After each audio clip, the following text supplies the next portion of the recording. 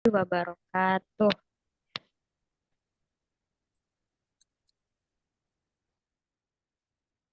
Waalaikumsalam warahmatullah.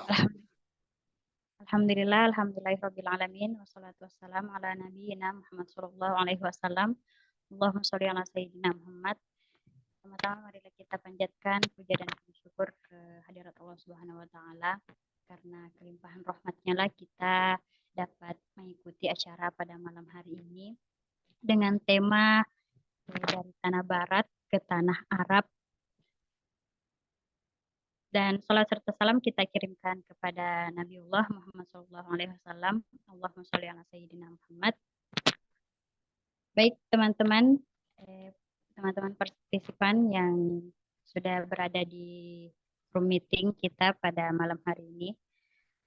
Sebelumnya perkenalkan, nama saya Sri Wahyuni sebagai moderator pada acara Scholarship Talk Series yang ketiga ini dengan tema dari tanah barat ke tanah Arab bersama narasumber luar biasa kita Kakak Muhammad Fazlur Rahman Syarif MBA. Halo Kak. Halo, kasih dek ini. Baik. Saya izin menyapa Kak. Bagaimana kabarnya Kak di sana? Lagi di Qatar Kak? Betul, alhamdulillah. Sekarang kebetulan masih di Qatar. Saat ini kondisi cuaca musim panas. Entah dari tadi saya lihat upload keringat terus Kak. Ya, selanjutnya sebelum kita memasuki acara sharing session pada malam hari ini, saya izin memperkenalkan apa itu Tausid. Nah, Tausid itu sendiri merupakan ikatan alumni dan santri Indonesia Timur sebagai wadah kolaborasi antar santri di Indonesia Timur yang dibentuk melalui deklarasi Santri Indonesia Timur pada tanggal 2 November 2017. Kemudian deklarasi ini menegaskan komitmen santri Indonesia, khususnya Indonesia Timur, pada Islam Ahlus Sunnah wal Jamaah, moderasi beragama, komitmen kebangsaan, dan penghargaan pada nilai-nilai lokal.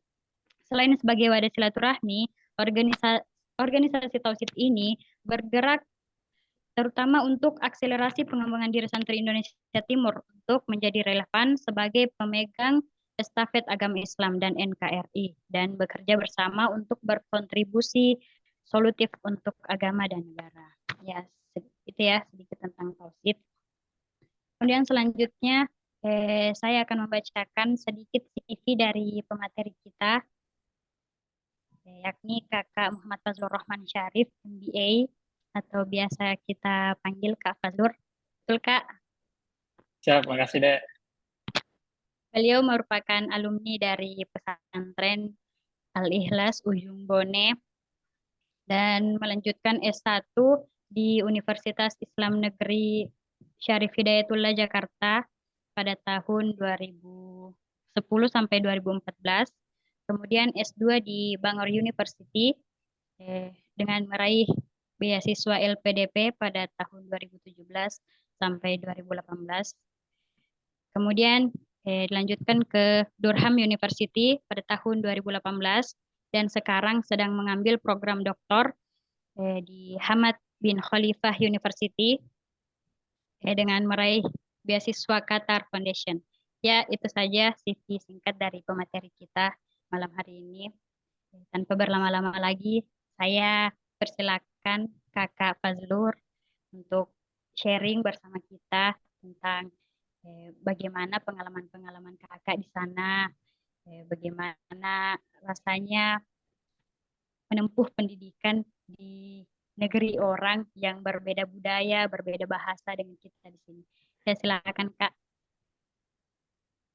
Baik, izinkan saya share screen terlebih dahulu. Oke, apakah suara saya terdengar jelas dan presentasi saya terlihat jelas? Iya Kak, jelas. Oke, baik. Terima kasih. Oke, baik. Terima kasih. Alangkah sebuah kehormatan bagi saya sendiri untuk menyampaikan sedikit trik bagaimana meraih beasiswa, how to win scholarship. Jadi apa yang kemudian dikatakan Al-Quran kan humul faizun, mereka yang menang. Nah, bagaimana kita deal sama scholarship, lalu kita bisa mencapai apa yang kita inginkan. Nah, terima kasih Tausit sudah mengundang kami untuk berbicara dan share sedikit strategi-strategi di sini.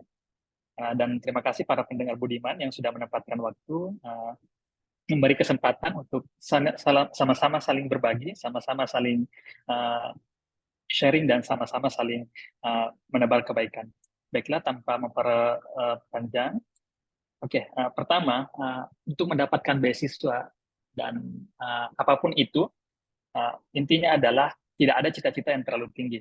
Yang ada adalah upaya yang tidak setinggi cita-cita. Jadi, apa yang kemudian pesan yang saya sampaikan di sini adalah ternyata kesuksesan itu harus direncanakan.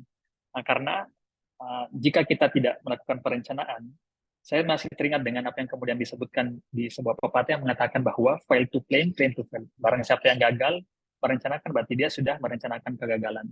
Jadi singkat cerita, apa yang kemudian yang saya dapatkan amanah, mulai dari mendapatkan beasiswa BUMN S1 di UIN Jakarta, lalu kemudian mendapatkan beasiswa LPDP Kementerian Keuangan, lalu kemudian mendapatkan beasiswa Qatar Foundation, itu semua sudah direncanakan. Namun kemudian tetap ikhtiar ini harus dibarengi dengan doa. Namun kita juga tetap harus berusaha. Jadi sebelum saya menyelesaikan studi pada saat pesantren di Pondok Pesantren Al Asbun, saya sudah berencana bahwa saya akan melanjutkan studi di Jakarta. Itu sudah saya tanamkan ketika saya baru pada kelas 2 Madrasah Aliyah. Jadi cita-cita itu sudah ada. Perencanaan itu sudah saya buat. Lalu kemudian baru semester 5 saya sudah berencana saya akan sekolah di Inggris. Jadi saya sudah menyusun apa sajakah yang diperlukan dalam seleksi beasiswa. Nah, ternyata pada saat saya semester kedua, saya sudah merencanakan bahwa saya akan ke Qatar. Intinya adalah, singkat cerita, segala sesuatu itu harus kita rencanakan dengan baik. Jadi kita punya rencana saja, terkadang kita gagal, apalagi kita tidak punya rencana. Nah, itu adalah singkat, nanti saya akan lebih dominan dan lebih kepada sharing ya, lebih pada tanya jawab daripada memberi ceramah satu arah. Nah, bagaimana mendapatkan beasiswa, scholarship strategi. Jadi saya mencoba mensederhanakan apa saja tips trik untuk mendapatkan beasiswa secara secara singkat dan secara tepat sasaran. Nah, pertama, adik-adik, kalau di dalam startup itu ada namanya agile, ada juga namanya waterfall management. Project management itu ada yang harus bertahap kita lakukan. Lalu kemudian ada juga yang bisa kita zigzag, kita bisa lakukan ini, kita bisa lakukan ini. Nah, saya mencoba untuk menyimpulkan, menyederhanakan apa saja yang harus kita lakukan. Jadi saya coba membagi dengan 3 tahap. Jadi tahap pertama itu pertama kita sudah melihat beasiswa-beasiswa yang akan kita tuju, lalu kita mensinkronkan data-data apa yang kemudian sudah kita punya dan data-data apa yang belum kita punya. Lalu kemudian saya menempatkan syarat bahasa ini sebagai syarat utama karena ini akan mempercepat kita dalam mencapai beasiswa. Jadi selanjutnya adalah kursus bahasa atau latihan soal IELTS, TOEFL, dan sejenisnya. Karena ada berbagai macam beasiswa tergantung negara tujuan, apakah mensyaratkan IELTS, TOEFL, TOEFL, DELF, atau lain sebagainya. Lalu tahap selanjutnya mendapatkan sertifikat bahasa itu. Jadi sederhana, jadi melewati tahap pertama, lalu kemudian kita melangkah kepada tahap kedua. Tahap kedua ini seperti apa? Tahap keduanya jangan lupa membuat akun terlebih dahulu, lalu kemudian mengisi formnya, lalu kemudian melampirkan seluruh dokumen persyaratan. Jangan lupa adik-adik sekalian, miss satu saja syarat dokumen, itu bisa saja membuat kita gagal dalam seleksi administrasi. Karena banyak juga di antara orang-orang yang mendapatkan atau melamar beasiswa, itu mereka gagal di tahap administrasi karena mereka tidak melampirkan syarat yang ditentukan, lalu kemudian tidak melampirkan syarat yang betul-betul mereka yang wajib dilampirkan. Nah, lalu kemudian setelah itu baru memperbaiki esai, menulis esai yang dipersyaratkan sesuai dengan poin yang disebutkan. Jadi adik-adik perlu tahu dan teman-teman pendengar Budiman, jadi setiap esai itu mereka sudah menjelaskan, tolong sebutkan poin ini, tolong sebutkan poin ini, poin ini, poin ini. Jadi jangan lupa dan jangan sampai kita miss di beberapa poin-poin yang ini.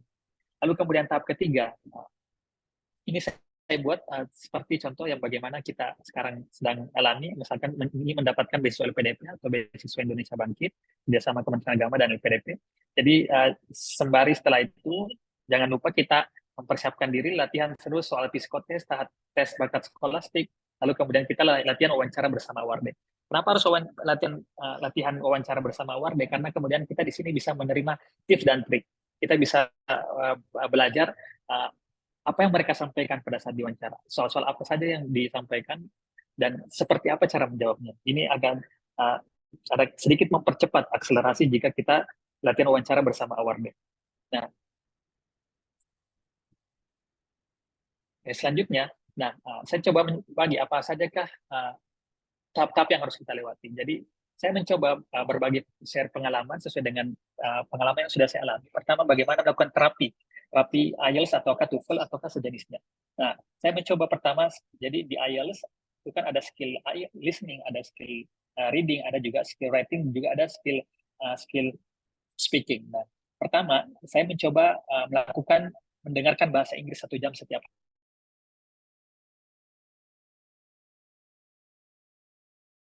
Lalu kemudian sebelum tidur. Disinilah biasanya otak kita mampu menerima informasi-informasi dengan cepat dan baik. Lalu kemudian saya melakukan membaca artikel, tiga artikel berbahasa Inggris setiap hari, ini untuk mempermudah. Nanti teman-teman ketika berhadapan dengan suatu IELTS atau TOEFL reading, itu akan memudahkan karena kita sudah punya sense of reading.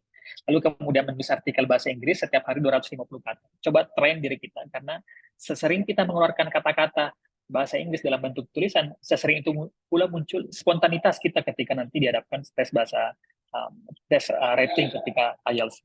Lalu kemudian yang terakhir adalah praktek atau simulasi satu skill setiap hari.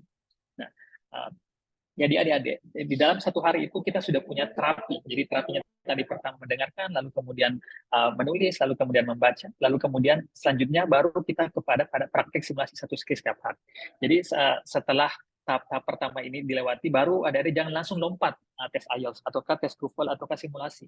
Jadi usahakan terlebih dahulu terapi perlahan-lahan, lalu setelah itu ketika sudah terbiasa, anggaplah misalkan terapinya 2 minggu, lalu kemudian minggu ketiga baru kita masuk kepada simulasi tes IELTS atau tes TOEFL. Nah, selanjutnya CV. Ini adalah poin-poin yang penting. Nanti kita tanya jawab.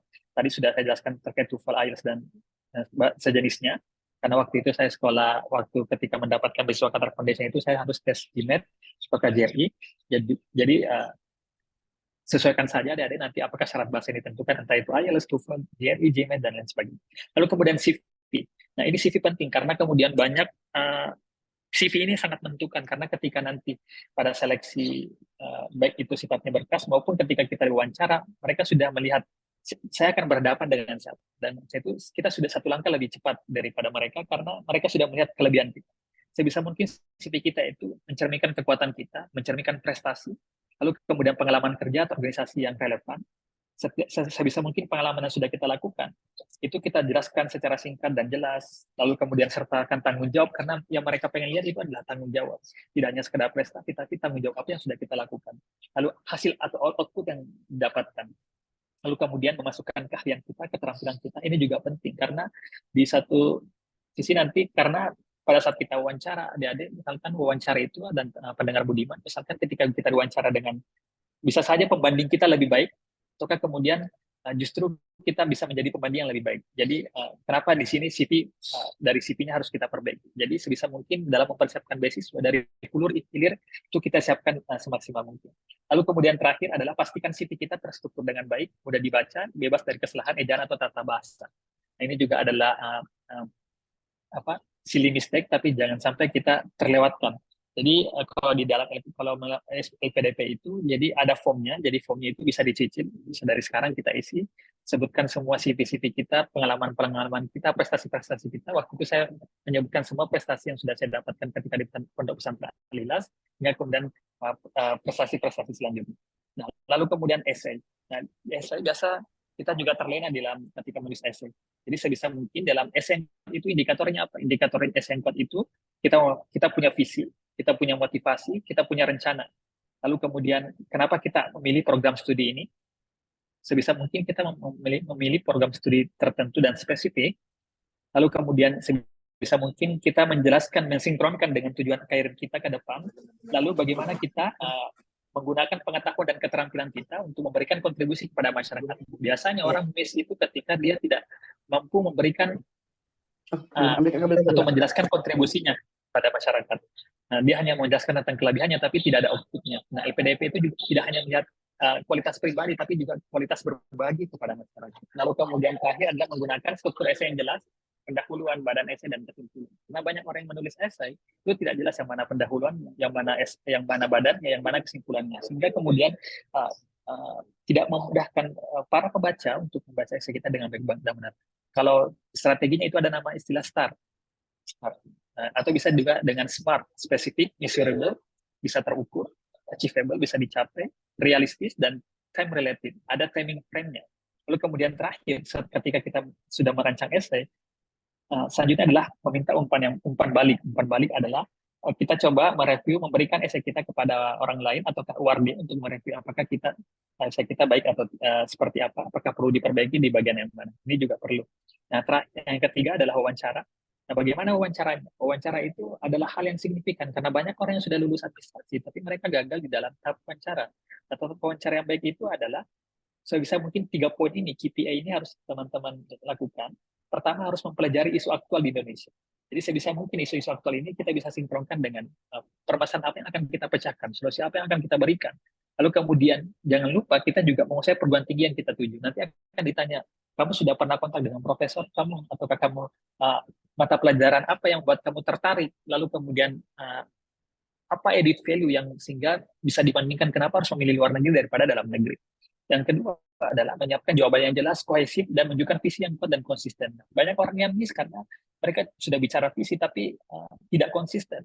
Sehingga kemudian adik-adik dan para pendengar Budiman yang harus paham bahwa ketika tes LPDP itu tidak hanya kalau seingat saya pada saat itu saya tes LPDP itu ada 3 orang, 2 orang yang sesuai dengan kemampuan kita yang punya keahlian dalam akademik, lalu kemudian satunya itu adalah psikotes psikolog.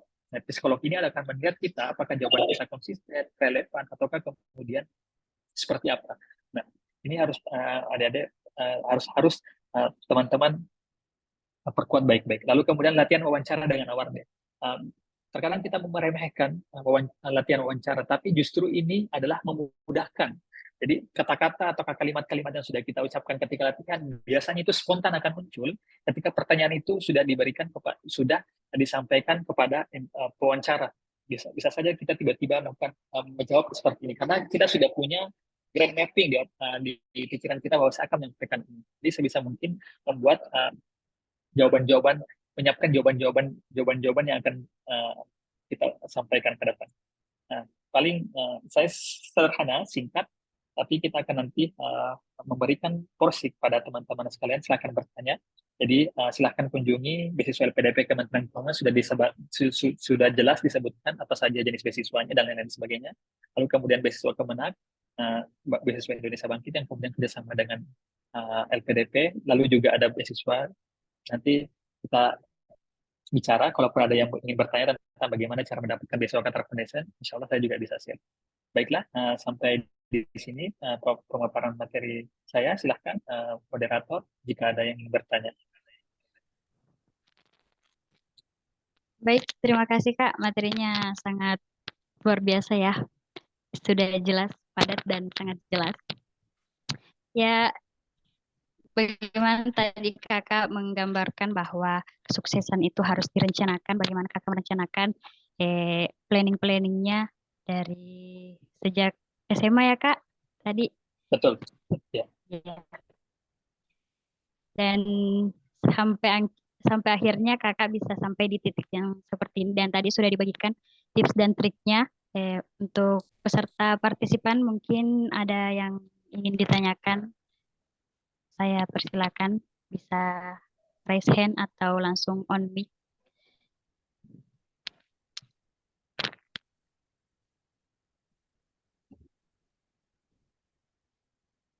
Bagaimana teman-teman?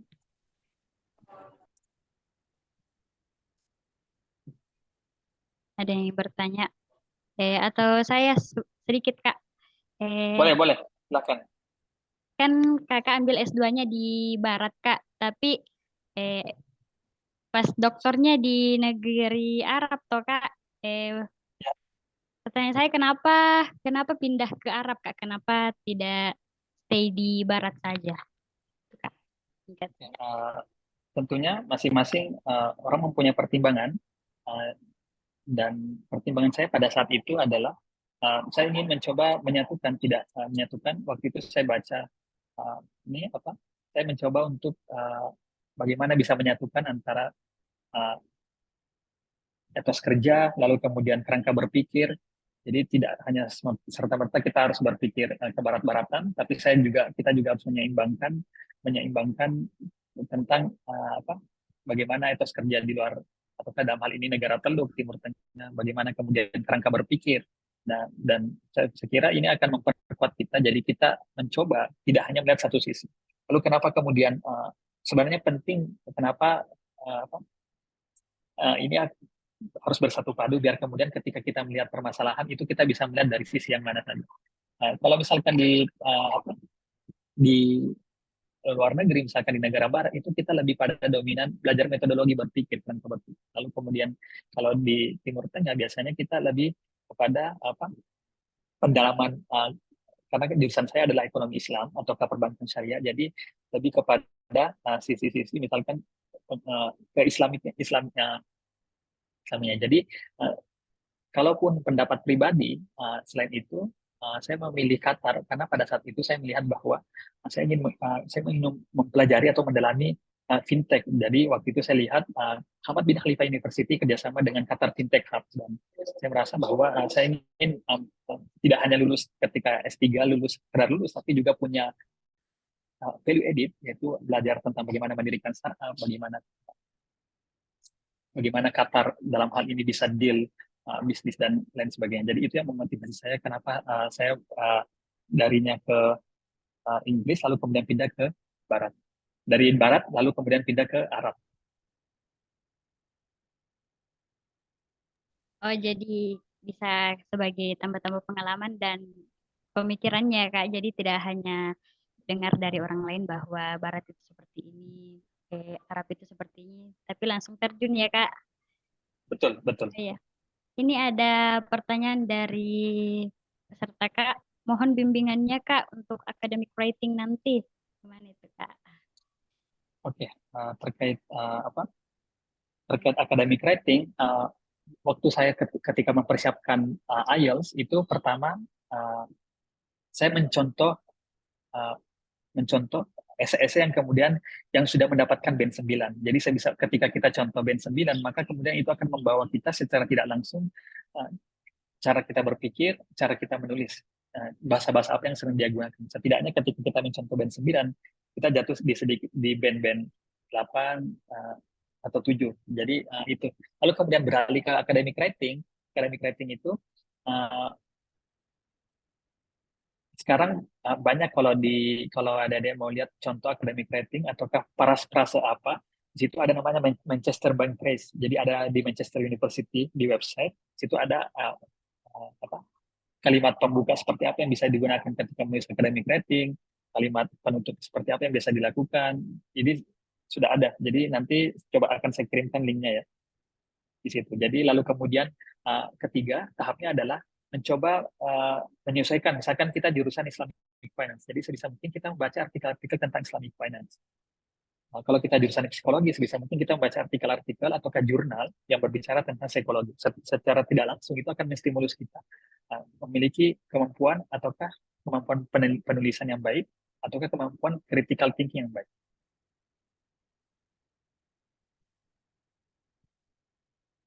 Ya, terima kasih banyak, Kak. Nah, ini ada lagi pertanyaannya dari Jazila Imana Arshita. Kalau kuliah di luar negeri, apakah harus menguasai beberapa bahasa? Tanya, Kak. Bahasa itu adalah tools, alat. Jadi saya bisa mungkin, misalkan di Inggris, kan kita sudah tahu bahwa Inggris, sebisa mungkin kita menguasai bahasa Inggris, setidaknya maupun kita bisa bercakap dan bisa menulis. Untuk kemampuan lain sebagainya itu di belakang, tapi sebisa mungkin standar bahasa yang sudah ditentukan. Saya pikir untuk IELTS 6 atau K6,5 itu sudah menjadi standar bahasa untuk bisa survive di luar negeri. Jadi sebisa mungkin kita bisa bercakap dan berkomunikasi ataukah menulis. Nah, kalaupun misalkan di Qatar tidak menutup kemungkinan di jurusan saya tidak harus berbahasa Arab, karena memang jurusan saya Islamic Finance, tapi di dalam penyampaian perkuliahannya itu adalah menggunakan bahasa Inggris. Tapi ada juga jurusan yang Islamic Study yang menggunakan bahasa Arab. Jadi tergantung jurusan kita, tergantung mata kuliah kita apakah diajarkan dalam berbahasa Arab ataukah berbahasa Inggris. Jadi minimal bisa bercakap ya Kak sama orang-orang yang di Betul. sana. Bagaimana teman-teman, masih ada yang ingin? Kak Fazlul katanya sudah lancar bahasa Arabnya Kak. Saya belum. Bagaimana teman-teman? Masih ada yang ingin bertanya? Mumpung narasumber hebat kita sudah ada di tengah-tengah kita. Luangkan waktunya untuk kita semua.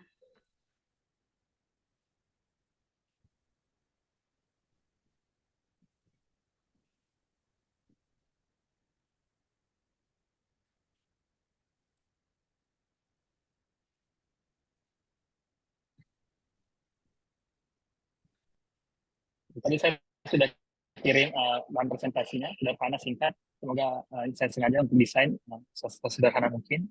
Lalu kemudian saya sudah mengirimkan presban yang bisa kita gunakan terkait akan yang bisa meningkatkan rating dalam perkuliahan dan sebagainya.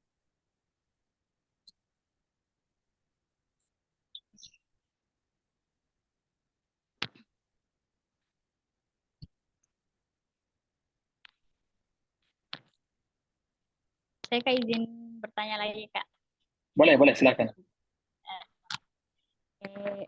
Saya pribadi kan Kak, saya jurusan bahasa Arab Kak, sastra Arab. Tapi rencana mau ambil beasiswa Kak.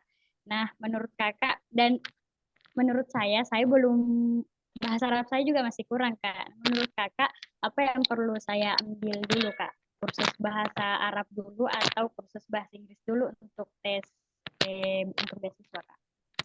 Oke, untuk beasiswa, sebisa mungkin kita sudah menyesuaikan. Misalkan syarat pendaftarannya, misalkan di Qatar, apakah dia mensyaratkan IELTS ataukah mensyaratkan sertifikat TOEFL.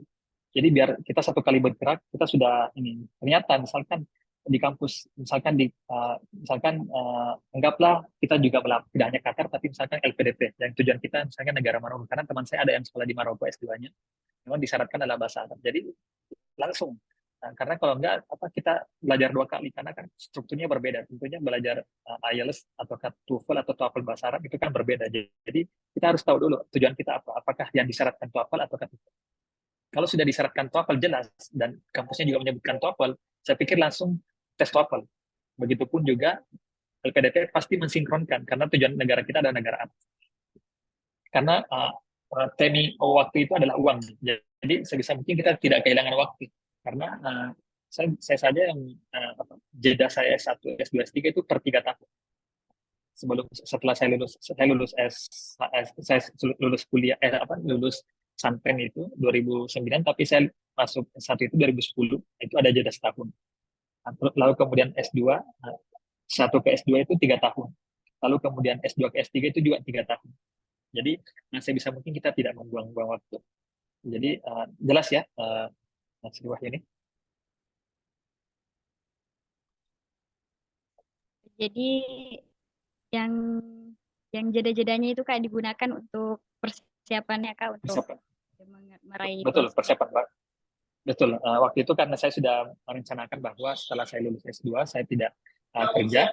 Jadi saya merencanakan bahwa saya harus uh, kursus IELTS. Jadi saya sudah memutuskan, memantapkan bahwa saya akan kursus terlebih dahulu, lanjut S2 terlebih dahulu, baru kemudian bekerja. Jadi itu tentunya pilihan-pilihan kita.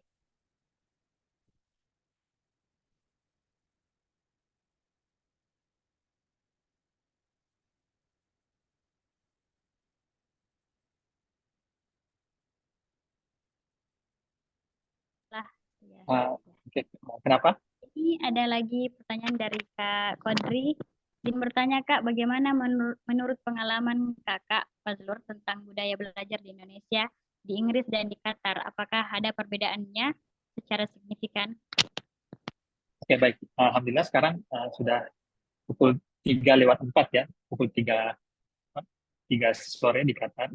Jadi belajar di Qatar, Indonesia, dan Inggris tentunya ada perbedaan, jelas perbedaan. Pertama perbedaan bahasa, karena kemudian kelasnya kan kalau di Indonesia kan misalkan kelas kita reguler, kan ada juga di Indonesia itu kelasnya sifatnya internasional yang kemudian mengerjakan tugas dan menyampaikan menulis paper dan menyampaikan presentasi dalam bahasa Inggris, tapi masih bukan, tapi ada juga yang menggunakan bahasa Indonesia. Jadi paling bahasa, karena di Inggris misalkan Inggris, jadi otomatis tugas paper kita, presentasi kita harus disiapkan dengan bahasa Inggris. Begitupun di Arab, misalkan di Qatar mata kuliah kita diajarkan bahasa Arab, pasti tentunya kita mengerjakan tugas dan menyampaikan presentasi dalam bahasa Arab. Itu bahasa ya. Yang kedua adalah dengan kita bisa saja kita bisa belajar secara langsung. Misalkan kita di Indonesia, kita membaca paper-paper atau buku-buku tentang karyanya semisal yang ini. Nah, itu bisa kita temukan langsung, kita bisa belajar langsung bersama profesor yang menulis buku itu, yang kemudian kita konsumsi sehari-hari di Indonesia. Itu yang kemudian membedakan ketika kita belajar Indonesia dan luar negeri. Misalkan ternyata pada saat saya S1 itu saya membaca buku tentang ini, ternyata pada saat sekolah saya di Inggris saya bertemu langsung dengan tokoh tersebut, entah dalam bentuk seminar atau entah dalam bentuk mata kuliah tatap langsung, sehingga kita bisa menyerap ilmu, bisa kita sharing ilmu dan bisa tanya jawab dan sebagainya. Begitupun ketika saya S2, saya membaca buku tentang ini ternyata profesornya ada di Qatar. Jadi itu perbedaannya. Nah, lalu kemudian yang ketiga, tentunya mereka semua punya standar akademik tersendiri, bagaimana iklim akademiknya, bagaimana iklim kompetisinya, tentunya berbeda. Jadi, tapi intinya adalah dimanapun kita belajar, selama kita menutup diri ataukah tidak membuka diri, selama itu pun ilmu tidak akan masuk. Jadi saya tidak ada perbedaan antara keilmuan siapa yang sekolah di Indonesia, siapa yang sekolah di Inggris, siapa yang sekolah di Timur Tengah. Yang jelas selama kita membuka diri untuk menyerap ilmu, selama itu pun kita akan mempunyai pengetahuan yang lebih luas.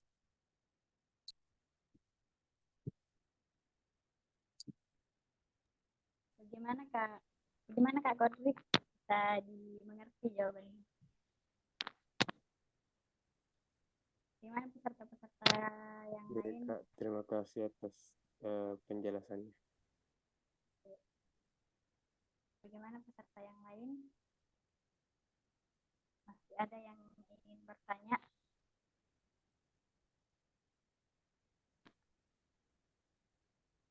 Kalau masalah on time-nya Kak, menurut Kak negara mana yang paling bagus on time-nya? Oke, semua selama di luar negeri ya on time ya. Jadi memang karena mereka memang pertama misalkan ketika menulis paper misalkan di kita harus menulis paper 3.000 kata. Jadi sebisa mungkin kita menulis itu 3.000 kata, tidak lebih dari misalkan kita menulis 5.000. Karena mereka waktu itu adalah uang buat mereka. Jadi itu pun ketika mengajar, misalkan waktu mengajar adalah jam 3. Sebelum jam 3 kita sudah ada di kelas. Karena kalau kita terlambat itu kita malu sendiri biasanya. Jadi kalau luar negeri insya Allah on time. Di Indonesia pun juga ada on time, itu saya lihat tidak ada perbedaan terlalu tinggi, hanya saja lebih kepada kepribadian ya, tergantung kepribadian dosennya dan lain sebagainya. Di Indonesia juga banyak yang strict. Saya waktu sekolah di Jakarta juga seperti itu, siapa yang terlambat 1 menit tidak boleh masuk. Itu tergantung komitmen dan konsistensi dari dosen dan kontrak belajar ya. Dan bisa saja mungkin karena mereka ada keperluan dan lain sebagainya. Oke.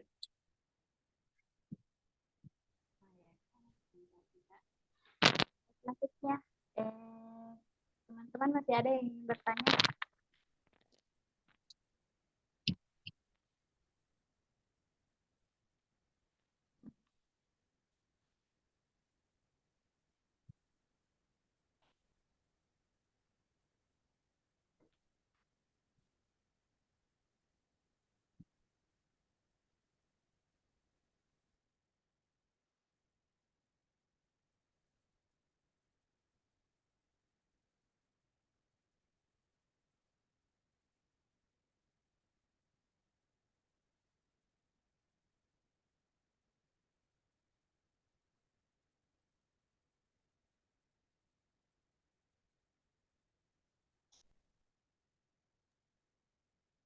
Kak, dari Pak Mustan Kadir katanya apa keluarga banyak yang nonton, mau disapa dulu Kak partisipannya. Baik, terima kasih untuk keluarga-keluarga kami yang jauh di sana di Indonesia yang sedang yang menjadi motivasi saya untuk terus kuliah dan belajar dan berbagi. Alhamdulillah, terima kasih sebagai pengobat rindu. Ada lagi Kak yang izin bertanya Kak terkait sistem perkuliahan di Qatar pada jurusan Islamic Finance, apakah fokus pada kelas perkuliahan by research atau by coursework, dan terkait beasiswa PhD di PhD di Qatar, bisa sharing prosedurnya dan struggle-nya dalam mendapatkan beasiswa? Oke, saya bisa share screen terkait beasiswa Qatar ya.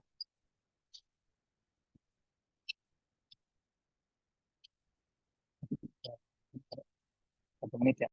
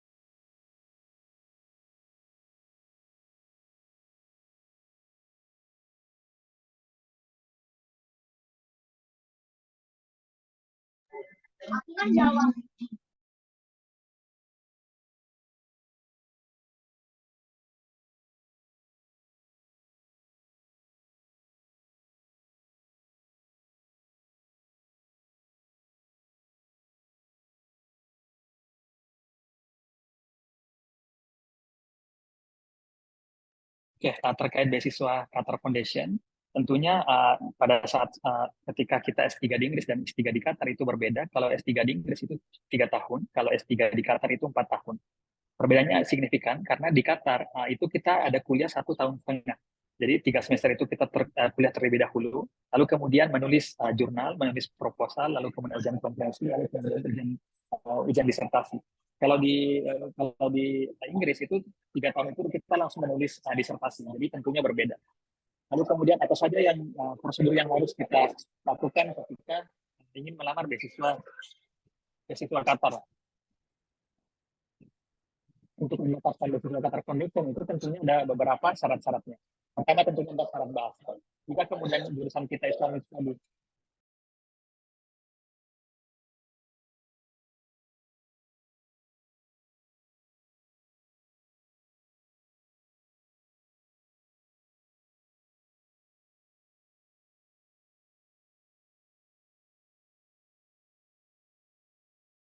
kalau beasiswa apa?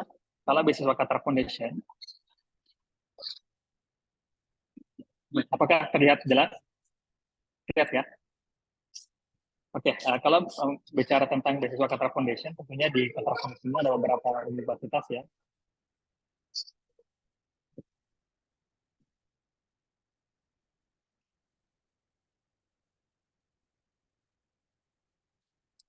Oke. Terkait syarat-syarat apa saja kah yang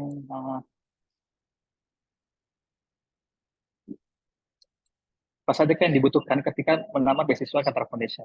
Jadi ada beberapa college, tidak hanya Islamic Study, tapi ada Humanities, Social Science, Engineering, Computer Science, Law, Health Science, Public Policy. Beberapa tahap-tahap dokumen yang harus dibutuhkan yaitu pertama personal statement, CV, official transcript, akademik, ada IELTS, IBT, GMAT, atau JERI. Kalau di S3 di Qatar itu saya tidak hanya dipersyaratkan IELTS atau IBT, tapi juga GMAT atau JERI salah satunya.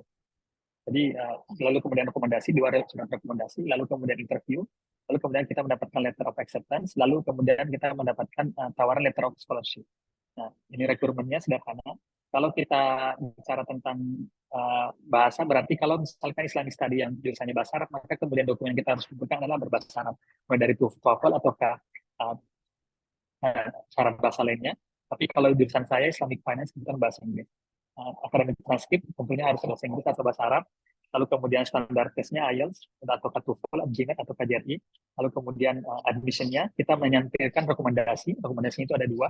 Satu dari tempat kita bekerja, yang kedua adalah tempat di mana kita sekolah. sebisa mungkin profesional. Lalu personal statementnya itu sebisa mungkin minimalnya itu 300 atau ke maksimalnya 500 word.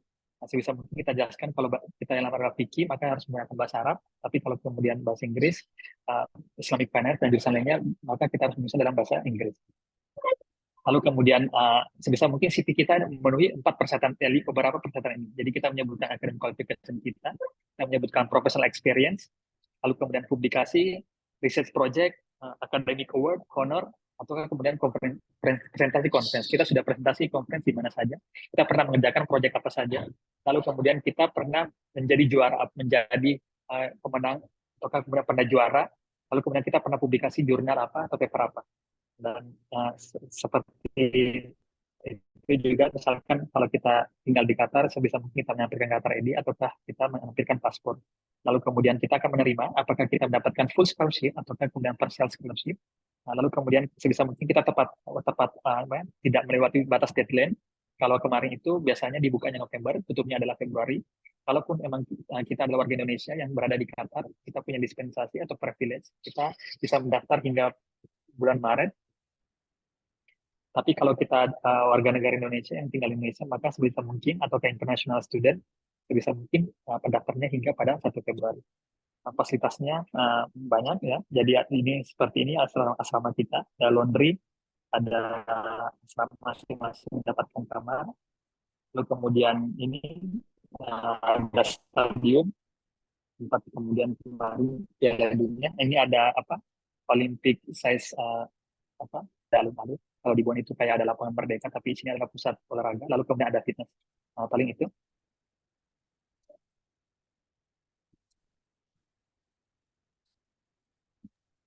Bagaimana Rahmat?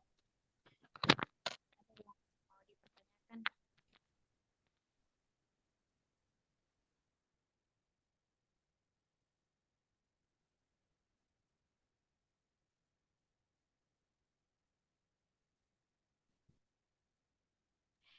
Ada lagi Kak pertanyaan? Tapi Oke. kayaknya saya kira ini untuk pihak Tausit ya. Kira-kira adakah program kerjasama sejenis kursus selama setahun? Misalnya bisa memfasilitasi mahasiswa PBA dan alumni untuk belajar bahasa Arab. Kayaknya lebih ke pihak Tausit ya.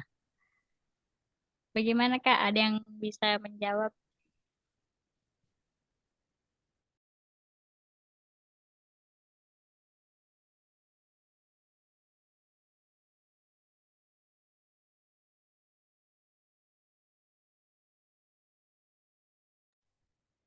Sebelum dijawab oleh Rosid, kalau di Qatar itu ada, kita di Qatar itu ada namanya beasiswa dari Qatar itu di Qatar University. Qatar University itu adalah mereka menyiapkan program khusus terkait khusus bahasa Arab 1 tahun. Jadi mereka mendapatkan asrama, biaya tiket.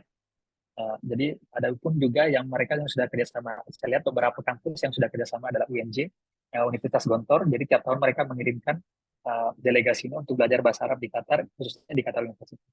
Insya Allah tahun depan uh, juga nanti ada akademik ada belajar bahasa Arab di Bin Khalifa University yang khusus 1 tahun belajar bahasa Arab. Dan selama ini yang ada di kampus saya Ahmad bin Khalifa University ini adalah kita sambil kuliah kita juga punya kampus juga punya program atau kapasitas belajar bahasa Arab. Apakah kita bahasa Arab kita standarnya intermediate ataukah kemudian advance ataukah beginner. Jadi masing-masing nanti ada pretest terlebih dahulu, lalu kemudian kita akan mengikuti tes kemudian kursus bahasa Arab. Tapi ini tidak masuk dalam kredit, jadi tidak menentukan bahwa kita lulus atau tidak.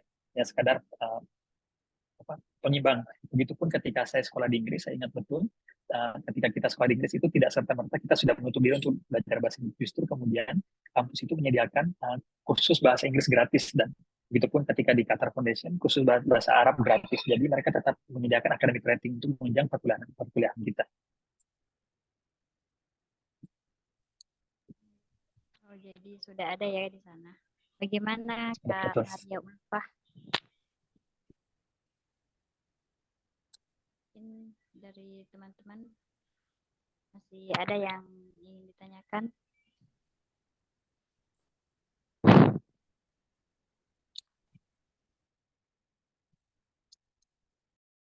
Ya, tentunya teman-teman sekalian apapun itu ikhtiar itu penting, tapi yang lebih penting itu adalah doa dari orang tua.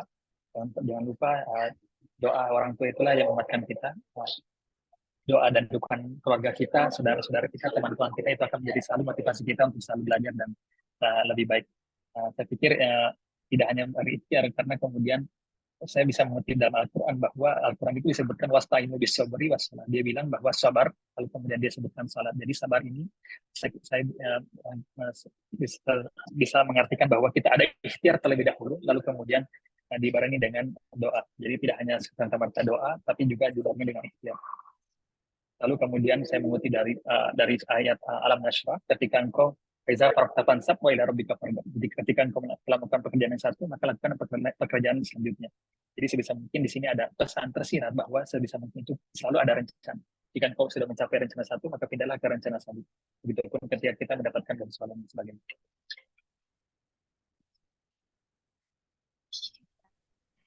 Mungkin ada amalan-amalannya Kak yang bisa di-share bahwa selalu ini. Amalannya adalah saya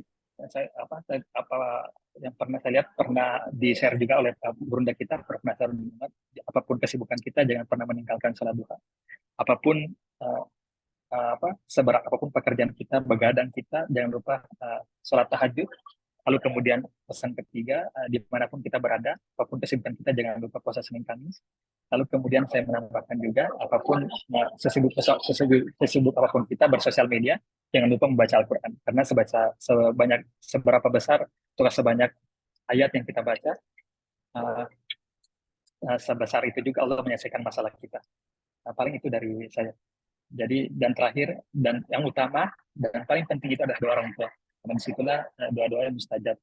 Kalau ada juga yang mengatakan bahwa dua rakaat, dua malam, lalu kemudian dua air mata, kayak gitu. Jadi sebisa mungkin kita memohon kepada Allah dengan penuh tunduk dan yang penting adalah doa dan ridho dari orang tua. Karena ketika orang tua kita sudah ridha, insya Allah apapun yang itu pasti kita akan mendapatkan apa yang kita cita-citakan. Kak. Selanjutnya masih ada yang bertanya Kak. Sepertinya banyak ya pertanyaan yang masuk. Kak izin bertanya untuk kuliah beasiswa seperti itu apakah ada batasan usia? Lalu kalau dari segi usia yang misalnya sudah menginjak 30 atau 35 tahun ke atas, apakah akan tetapi ingin mengikuti program beasiswa tersebut apa masih ada kesempatan Kak? Kalau beasiswa Qatar Foundation itu tidak disebutkan umurnya, tapi kalau beasiswa LPDP sepertinya disebutkan. Kalau misalkan master itu maksimal 35 kalau tidak salah, kalaupun dokter itu 40 atau 45 ya. Jadi betul-betul biasanya tolong dipastikan, misalkan beasiswa apa yang kita lamar, apakah mereka mensyaratkan umur atau tidak. Kalau mensyaratkan umur sebisa mungkin sebisa mungkin kita menyesuaikan. Uh, kalau di Qatar Foundation tidak ada, karena saya lihat juga di sini banyak orang-orang tua yang sekolah. Jadi kalau di Qatar itu berbeda, ya kalau di Qatar itu kuliahnya pukul 4 sore sampai pukul 7 malam. Kalau di Inggris itu ada yang pagi, ada siang, ada yang sore. Tapi kalau di Qatar itu kita kuliahnya pukul 4 sampai pukul 7 karena mereka tidak hanya memikirkan mahasiswa internasional, tapi juga mereka memperhatikan orang Qatarnya, bahwa orang Qatar kan mereka bekerja di pagi hari dan sore hari mereka tetap bisa kuliah. Jadi semua perkuliahan itu khususnya S2 S3 itu pukul 4 sampai pukul 7. Tapi ada juga kampus-kampus dari Amerika, Prancis dan lain sebagainya itu mereka mulai pukul seperti di Inggris yaitu pukul pagi ya.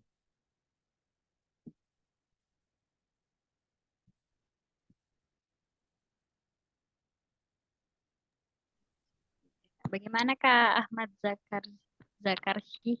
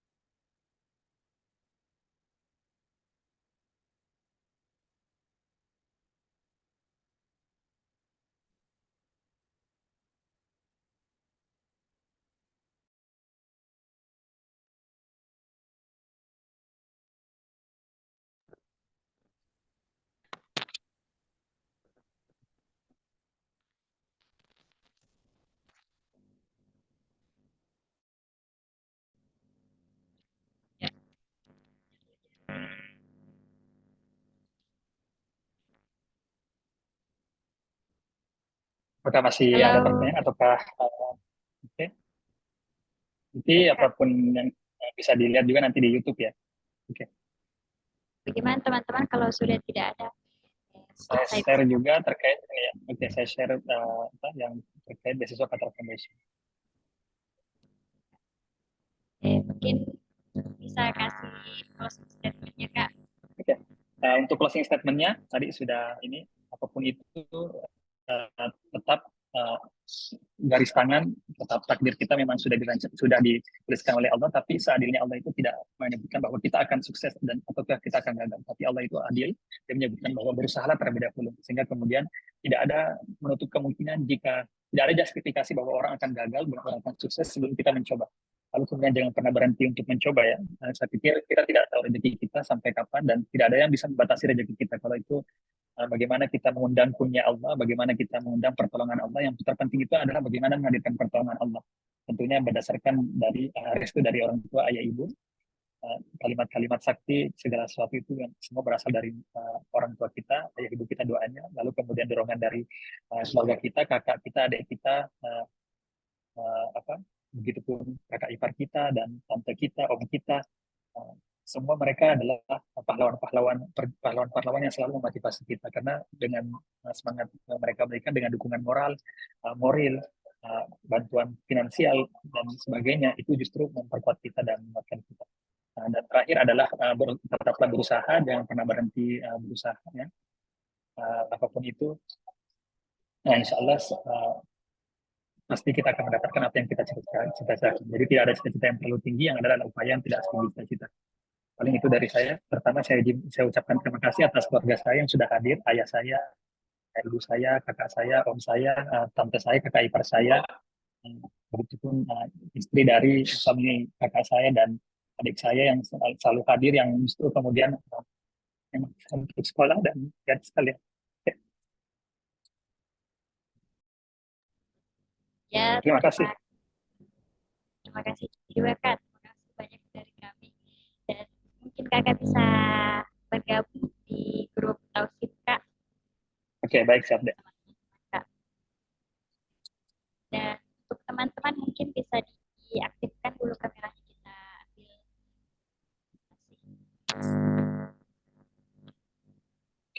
Tentunya juga saya mengucapkan terima kasih buat Alilas yang sudah jadi fondasi saya saya belajar dari MTS, dari Alilas.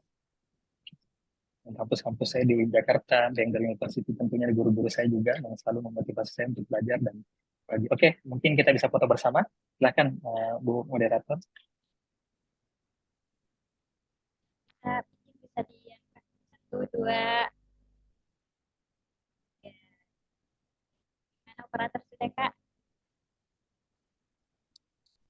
Dan untuk sebagai informasi teman-teman bahwa Zoom ini direkam dan akan dimasukkan ke channel YouTube kita, Tauhid Official. Untuk info selanjutnya mungkin bisa di follow IG-nya @tauhid.official. Ya, terima kasih teman-teman. Baik, terima kasih. Terima kasih juga ilmunya. Terima kasih Kak. Terima kasih sebanyak-banyaknya untuk narasumber kita pada malam hari ini. Semoga apa yang diusahakan bisa segera dicapai Kak. Semoga lancar terus urusannya di sana Kak. Sehat-sehat Kak. Oke, saya Sisri Wahyuni pamit undur diri. Sekian dari saya. Mohon maaf atas segala kesilapan. Baik, terima kasih. Mohon maaf jika ada kesalahan. Assalamualaikum warahmatullahi wabarakatuh.